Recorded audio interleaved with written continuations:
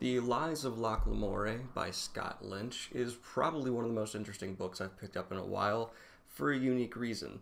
You're not exactly following good guys. They're thieves. The main focus of The Lies of Locke Lemora is a group of thieves known as the Gentlemen Bastards, and they have a very interesting struggle. They live in a city where a crime syndicate essentially owns everything, and this crime syndicate is run by a guy named Capobarsare. Capobarsare? I don't know how to say his name. And Locke Lemora and his friends, the Gentlemen Bastards, get caught up in this new power struggle when this new challenger to his criminal throne comes up, known as the Grey King.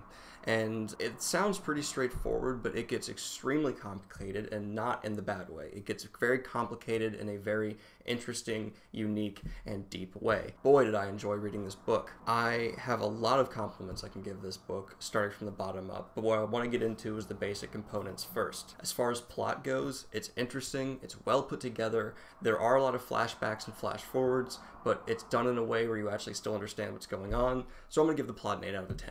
Character development, the fact that these guys aren't necessarily good guys, and the fact that they are maybe kind of bad guys in some ways, they're assholes on the outside and good on the inside, makes them very interesting. The author, Scott Lynch, does a beautiful job developing them as people, and the entire gang is just a group of people you really enjoy getting to know. Flashing back to their childhood, which quite a bit of the book is devoted to see how they got where they are, it brings that next level of depth and caring about the characters to this series.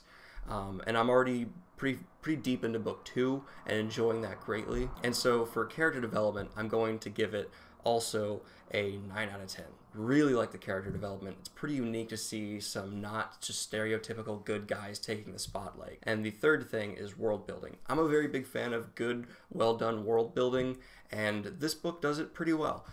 It is just a crime city, but the way the crime city is built and the class structures are developed and the relationships between the established nobility and the crime syndicates that are really in power evolve makes it very interesting, and just seeing just how intertwined they really are. So I'm going to give the world building a 8 out of 10 as well.